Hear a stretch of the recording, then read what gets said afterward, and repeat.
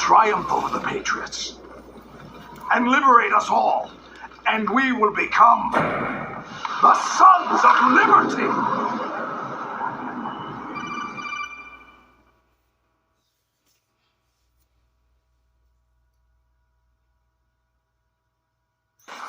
Raiden, are you receiving?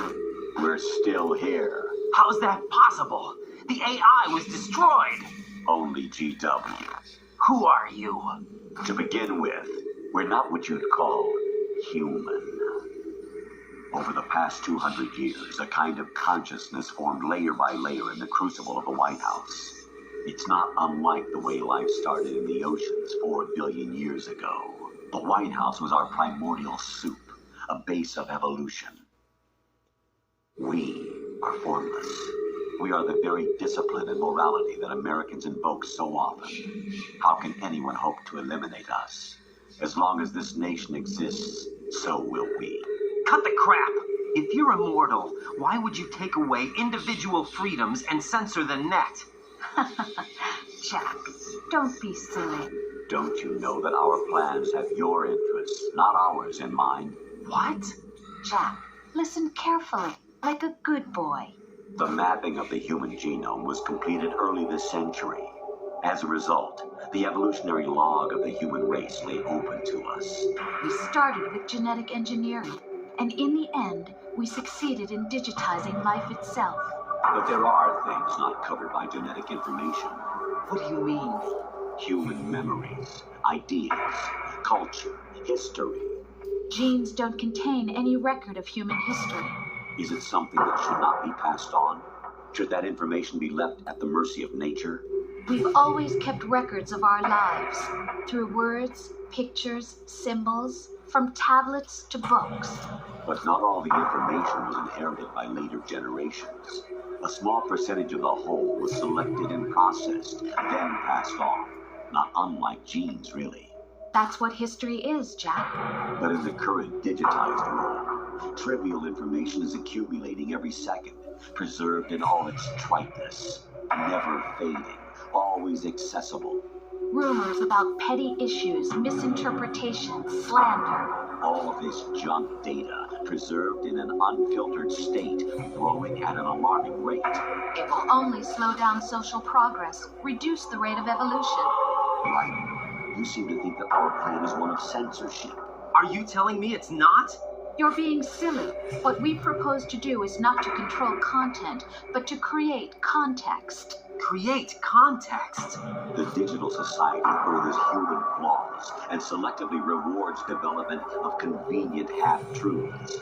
Just look at the strange juxtapositions of morality around you. Billions spent on new weapons in order to humanely murder other humans. Rights of criminals are given more respect than the privacy of their victims.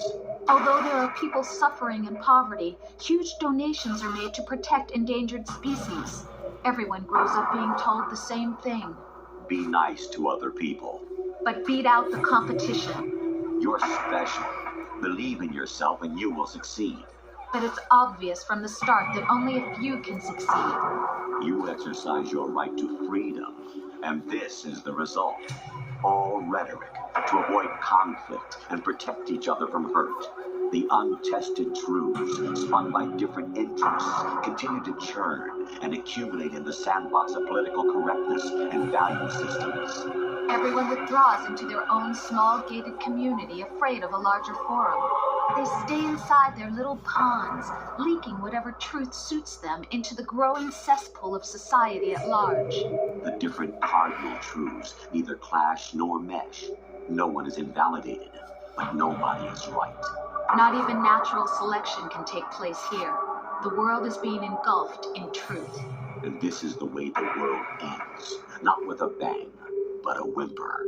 We're trying to stop that from happening. It's our responsibility as rulers.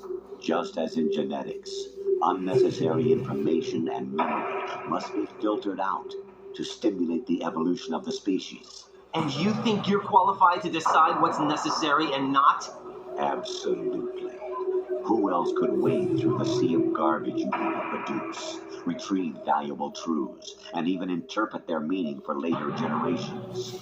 That's what it means to create context. I'll decide for myself what to believe and what to pass on. But is that even your own idea? Or something Snake told you. That's the proof of your incompetence right there. You lack the qualifications to exercise free will. That's not true. I have the right. Does something like a self exist inside of you? That which you call self serves as nothing more than a mask to cover your own being. In this era of ready-made truths, self is just something used to preserve those positive emotions that you occasionally feel. Another possibility is that self is a concept you conveniently borrowed under the logic that would endow you with some sense of strength. That's crap. Is it? Would you prefer that someone else tell you? All right then. Explain it to him. Jack, you're simply the best, and you got there all by yourself. Oh, what happened? Do you feel lost? Why not try a bit of soul searching?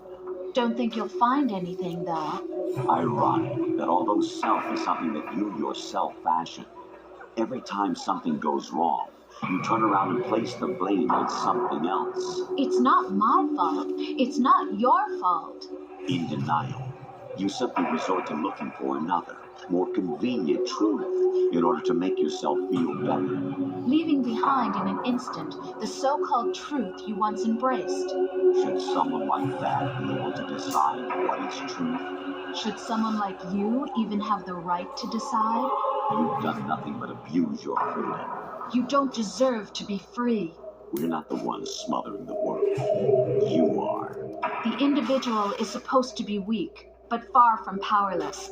A single person has the potential to ruin the world. And the age of digitized communication has given even more power to the individual.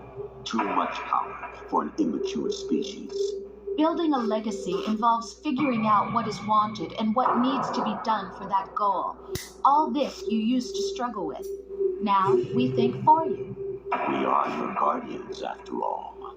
You want to control human thought, human behavior? Of course. Anything can be quantified nowadays. That's what this exercise was designed to prove.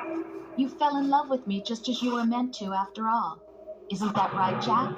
Ocelot was not told the whole truth, to say the least. We rule an entire nation.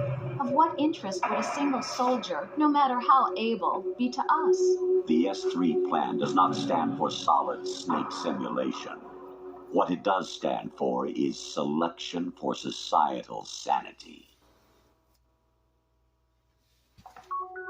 The S3 is a system for controlling human will and consciousness. S3 is not you, a soldier trained in the image of Solid Snake. It is a method, a protocol that created a circumstance that made you what you are. So you see, we're the S3, not you.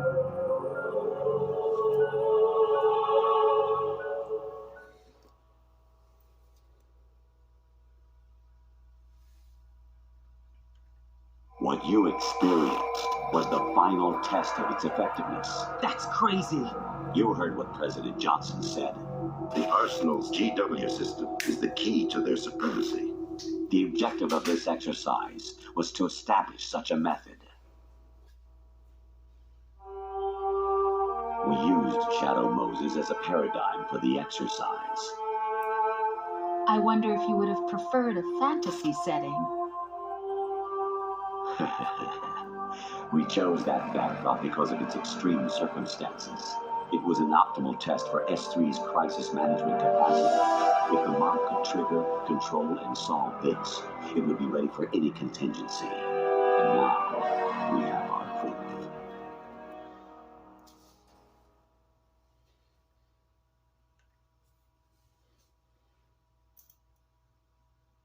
Raiden, there are also reasons behind your selection.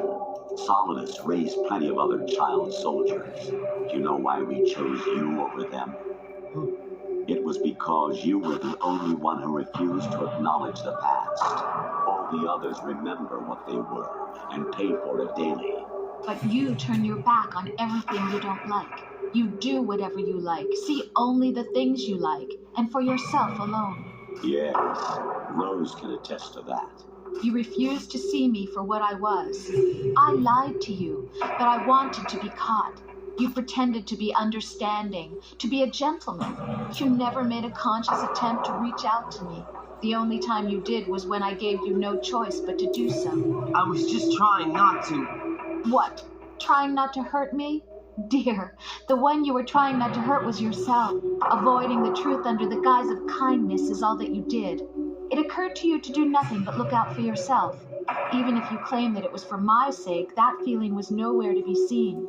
In the end, everything was for your sake. I was never part of the picture. Exactly right. So you see, you're a perfect representative of the masses we need to protect. This is why we chose you. You accepted the fiction we've provided, obeyed our orders, and did everything you were told to. The exercise is a resounding success. Didn't I tell you that GW is still incomplete? But not anymore, thanks to you. Your persona, experiences, triumphs, and defeats are nothing but byproducts. The real objective was ensuring that we could generate and manipulate them. It's taken a lot of time and money, but it was well worth it considering the results. I think that's enough talk. It's time for the final exercise. Raiden, take Solidus down. Think again. I'm through doing what I'm told. Oh, really? Aren't you forgetting something? If you die, my child dies. The termination of vital signals from your nanomachines means the death of Olga's child. Not to mention the death of Rose. She's wired the same way. Rose, does she actually exist? Of course I do, Jack. You have to believe me. Damn! It will be a fight to the death. Solidus at least wants you dead. We will collect the necessary data from this last fight. Then we'll consider the exercise closed. So, Jack the Ripper, will it be Solidus, the Patriot's creation, or you, Solidus's creation? Our beloved monsters, enjoy yourselves.